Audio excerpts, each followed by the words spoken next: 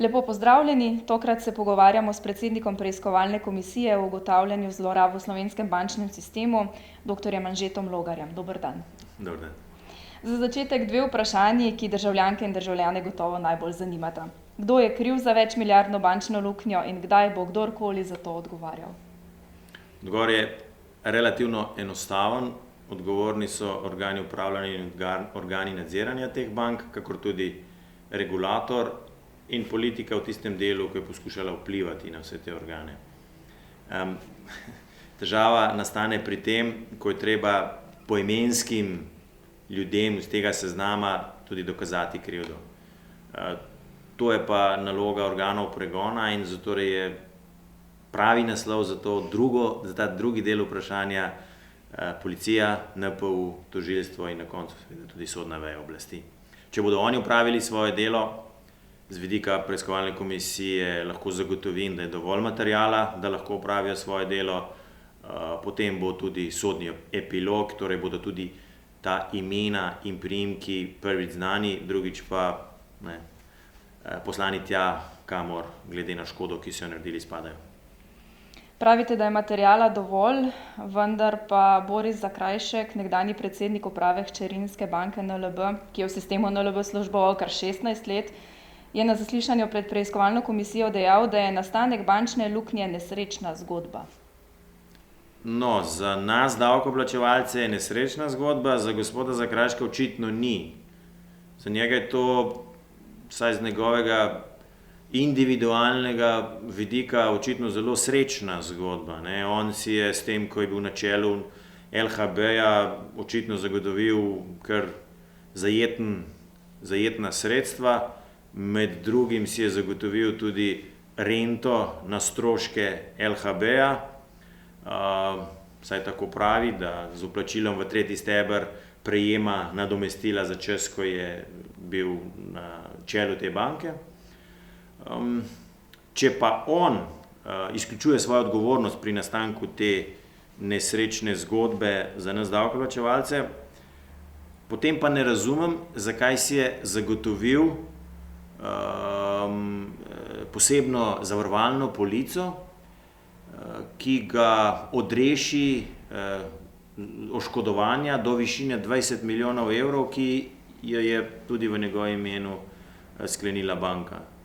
Torej, če nisi kriv, zakaj bi si potem za čas, ko si bil na čelu tiste institucije, zagotovil posebno zavarovalnino za morebitno ugotavljanje odškodninske odgovornosti. Tako da jaz bi ta izraz ali pa te besede gospoda Zakrajška bolj pripisal sprenevedanju in odvračanju pozornosti od njegove lastne krivde. Ni pa edini, ki je v tej nesrečni zgodbi srečen, če tako rečemo. Dejal je, za nesrečno zgodbo stojijo imena in priimki, a jih ni izdal.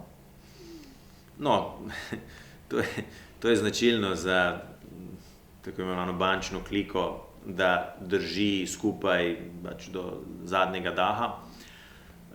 Ampak to je spet naloga organov pregona, da bi to nekakšno kolegialnost tistih, ki so sodelovali pri nastajanju bančne luknje, razbili. Kolikor bi te osebe bilo dejansko strah, da bodo na koncu odgovarjali, in ukolikor bi nekaterim izmed njimi bila ponujena nekakšna amnestija za to, da dejansko obrazloži in postane priča na zaslišanjih oziroma sojenju teh bankirjev, mislim, da bi ta kolegialnost hitro izginila in bi se hitro pojavili tisti, ki bi bili pripravljeni obremenilno pričati za ostale bančnike in na koncu koncev bi bila ta zgodba relativno hitro rešena. Se mi zdi tako, kot veleva teža prekrška ali pa kaznivih dejanj, ki so jih v tem pogledu zagrešili. A je morda to potem recept za izgubo spomina, za katero trpijo priče z dolgoletnim bankirskim stažem v pričanjih pred preiskovalno komisijo? Izguba spomina je posledica. Mislim, da je posledica tega, da so se priče zavedle, oziroma da so se bankirji da so ugotovili, da ima preiskovalna komisija relevantne dokaze in dokumente, ki pričajo o odgovornosti tistih, ki pričajo. In v tem pogledu je najlažji, pa na nek način tudi najbolj strahopeten odgovor na to, da se nečesa pač ne spomniš. Strahopetnost je morda pravi izraz tudi za tiste manj pogumne, ki v izogib pričanju in privedbi najdejo stalno prebivališče v tujini. Oziroma ga odjavijo v Sloveniji 6 dni potem, ko prejmejo našo pošto, da. Tudi drugače se preiskovalna komisija sooča z različnimi poskusi zaviranja svojega dela. Če vam omenim ime Deša Cener, kaj porečete? Da je preiskovalni okrožni sodnici na ljubljanskem sodišču treba biti zelo hvaležen. Sicer drži, da je za 7 mesecev ne zaustavila, ampak zavirala delo preiskovalne komisije pri pridobivanju dokumentov, je pa povzročila to, da je ravno zaradi tega zapleta naša preiskovalna komisija šla po vseh sodnih instancah do vrha, torej do Ustavnega sodišča, in na ta način v bistvu uspela izoblikovati sodno prakso, ki vsem preiskovalnim komisijam tudi v nadaljevanju omogoča, da s to zakonsko ureditvijo pridobijo listninske dokaze, torej da zasežejo dokumente, ki so bili do sedaj nedosegljivi. Ko sem jaz nastopil delo preiskovalne komisije, so mi kolegi rekli, tako ali tako ne boš nobenih dokumentov dobil. Že v preteklosti se je dogajalo, da sodišča niso hotela odrejati zasega teh dokumentov in je potem edini vir dela preiskovalne komisije pričanje prič pred preiskovalno komisijo. No, mi smo, kot sem dejal, ta sodni spor vlekli do Ustavnega sodišča in potem na koncu tudi pridobili vse dokumente in vsa zaslišanja, vsa vprašanja, ki jih sam postavljam na preiskovalni komisiji, imajo črno-belo podlago v dokumentih, so evidentirani, so zaseženi in na podlagi teh dokumentov bo nastalo tudi poročilo preiskovalne komisije.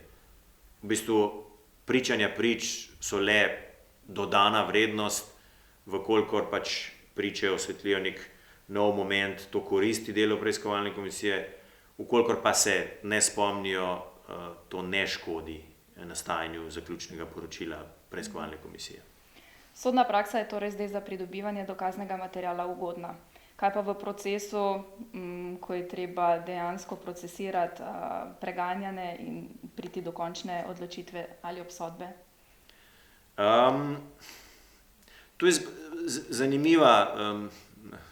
zanimiv vzorec se kaže. Namreč številne priče, ki smo jih zaslišali na preiskovalni komisiji in so do vratu v bančnih rabotah, se recimo kriminalisti z njimi niso niti pogovorili. Od uradne zabeležitve oziroma obeležitve bančne luknje 18.12.2013 je minilo že skoraj 4 leta, pa da nekatere ključne akterje organi pregona še niti ne zaslišijo, to je iz mojega vidika to nesprejemljivo. In to kaže na nek deficit v volji, želji in tudi namenu pregona prav organizirane bančne kriminalitete. In v tem pogledu mislim, da bo treba presekati in ta pregon postaviti v ospredje. Ni pa še nič zamujenega, to hočem povedati, glede na kazensko zakonodajo, so ti zastaralni roki pri primerih, vprašanjih, ki so bili odprti 10 tudi do 20 let in v tem pogledu, če bo realna volja v družbi, torej pritisk javnosti, na nek način pritisk ljudi, ki bodo zadevam hoteli priti do dna, v tej obliki, da bodo potem tudi na volitvah izvolili tiste, ki bodo ta projekt, ta program izpeljali do konca in hkrati seveda tudi organov pregona, da pač zaključijo svoje delo. Torej rešitev pravzaprav ni v posodabljanju zakonodaje, ki bi omogočila lažji pregon gospodarskega in bančnega kriminala? To je dvorezen meč. Zaostrovanje te zakonodaje velja tako ali tako samo vnaprej. In v tem pogledu obstaja dilema, ali ne bodo, zdaj zgolj hipoteza, sodniki ob bolj ostri zakonodaji našli izgovor, da pod prejšnjo zakonodajo tako ali tako nismo mogli obsoditi. Dokaz to je, da je vlada sprejela ostrejšo zakonodajo. Upam, da se to ne bo zgodilo, ampak v primeru, da se ta zakonodaja zaostruje, se mi zdi, da je nujni ukrep, če želimo pač te 5 milijardi, 10 milijardni bančni luknji priti do dna in odgovorne ustrezno sankcionirati, da se ustanovi specializirano sodišče za preganjanje finančne kriminalitete. Namreč to bo fokusiralo pogled javnosti in drugih deležnikov, seveda tudi politike, v uspešnost pregona te najhujše gospodarske kriminalitete. In vkolikor to sodišče pač ne bo ustanovljeno in se bo zadeva naprej odvijala po rednem sodstvu, mislim, da bo uspešnost tega pregona bistveno manjša. Namreč koncentracija znanja, izkušenj in seveda tudi pozornosti bistveno pripomore k temu, da se zakonodaja dosledno spoštuje, torej da se kršitve te zakonodaje ustrezno sankcionirajo. Ko smo že pri tej najhujši obliki gospodarskega kriminala, bančnem kriminalu, se morda dotakneva še Nove Ljubljanske banke.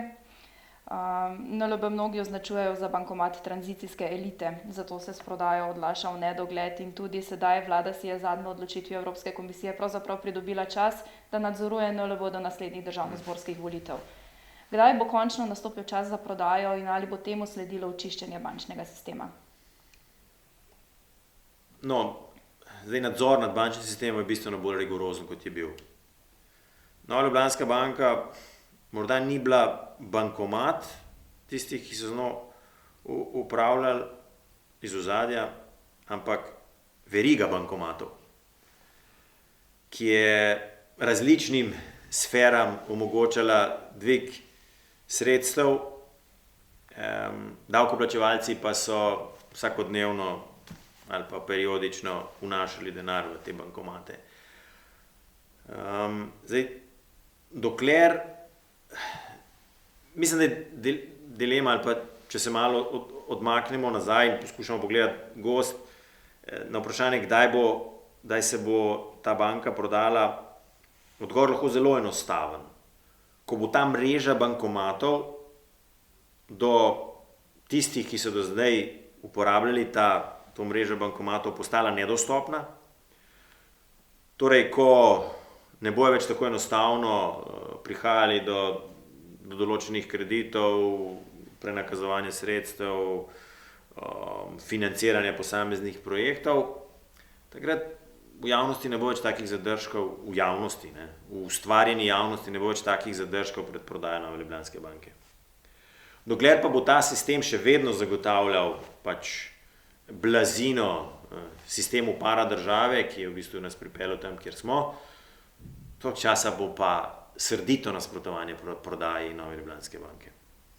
In se pravi, dokler ne bo vzpostavljen nek drug paralelni finančni sistem, pač do te prodaje, mislim, da ne bo prišlo.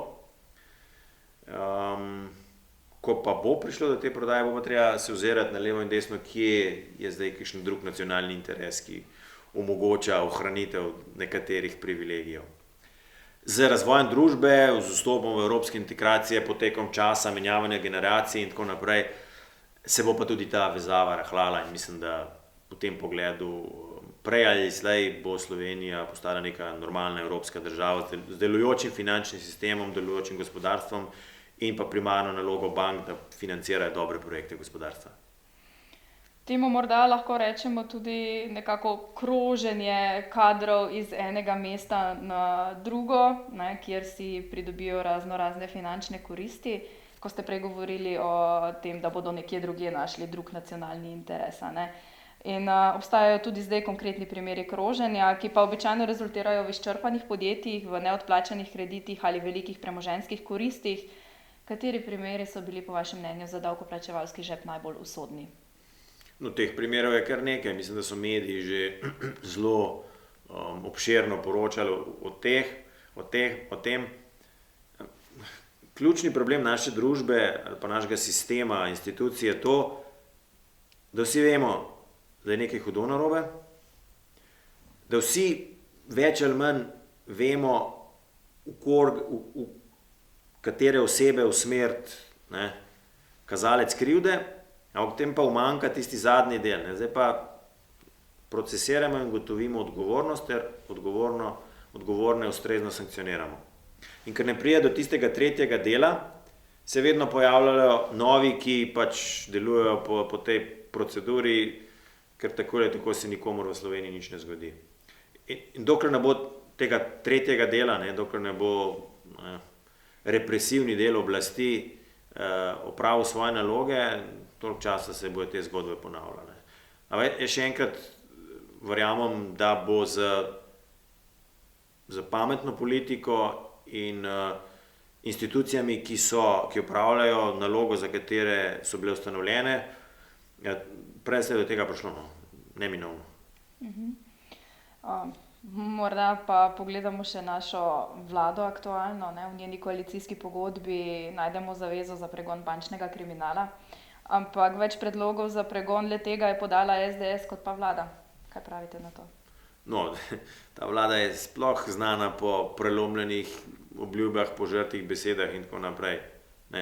Boste najdli številne ukrepe, kjer so nekoč dejali, da tega pa oni niti pod razno ne bodo sprejeli, kritizirali nekatere druge voditelje, da postavljajo ograje, potem pa 3 mesece kasneje sami nabavljajo brez javnega razpisa ograjo in jo ekspresno postavljajo. In to ne ograjo, ampak rezilne žice. Mislim, da je to vlada prelomljenih obljub in da se to vedno zgodi, ko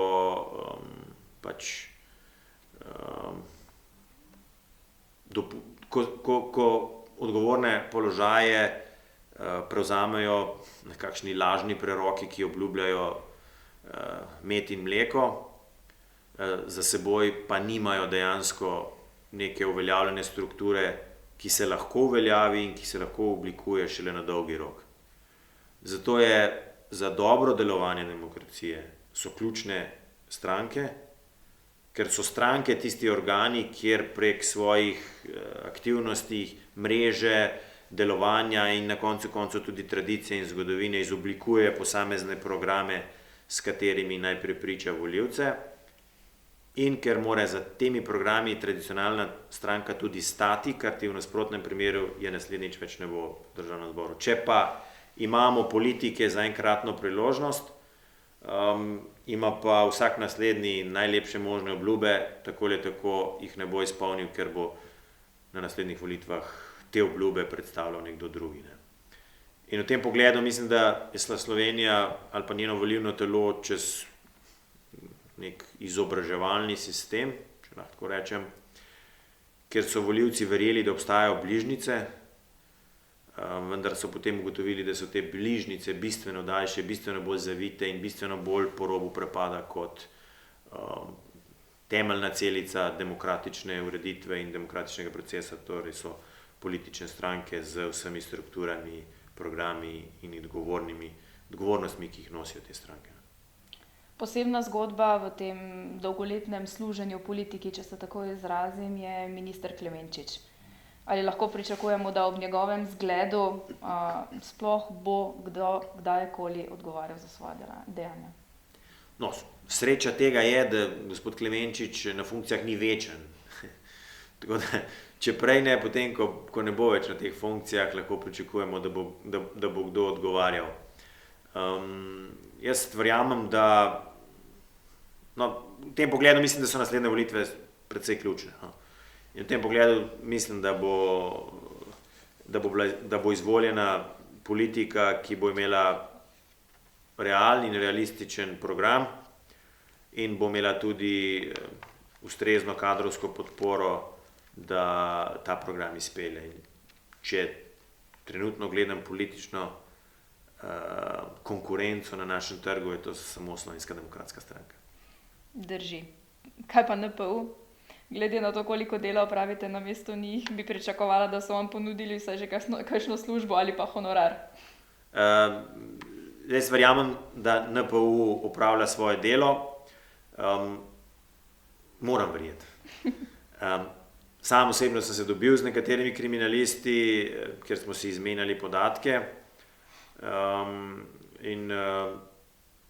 Mislim, da je treba vse napore usmeriti, da bodo imeli te ljudje ustrezne resurse, hkrati pa, da bodo imeli tudi ustrezno procesno zakonodajo, ki jim bo olajšala delo. Procesna zakonodaja, po kateri delujejo v tem trenutku, je popolnoma nesprejemljiva, zbirokratizirana in predolga, zato ima tudi iz tega vidika precejšnje probleme pri zasliševanju posameznikov. In v tem pogledu je preiskovalna komisija v vmesnem poročilu predlagala spremembo te procesne zakonodaje. To je pa še posebej zato, ker bi veljala za vse postopke, ki se trenutno vodijo in bi imela zelo širok spekter uporabne vrednosti. Žal predlogi ministra Klemenčiča niso šli absolutno v tej smeri, ampak samo delno, tako da pričakujem, da bo naslednji minister in upam, da bo čim prej naslednji minister te predloge preiskovalne komisije v celoti upošteval. No, to si želimo tudi mi. Za konec, bomo davkoplačevalci ponovno izigrani za milijone evrov in primorani v še eno sanacijo bančnega sistema ali bo preiskovalna komisija Anžeta Logarja postavila piko? Ne, preiskovalna komisija Anžeta Logarja ne bo postavila nobene pike. Piko bo postavila na koncu poročila, ki upam, da bo dobil potrdilo oziroma da bo podprt v Državnem zboru. Piko bodo pa postavili organi pregona in torej NPU, kriminalisti, tožilstvo, sodstvo. In če bo na naslednjih volitvah zmagala Slovenska demokratska stranka, lahko ta pika z veliko verjetnostjo, z veliko gotovostjo že v relativno kratkem času dobi svoje mesto. Tisti, ki so zagrešili bančno kriminaliteto, pa tudi svoje mesto tam, kamor spadajo. Hvala lepa za ta pogovor.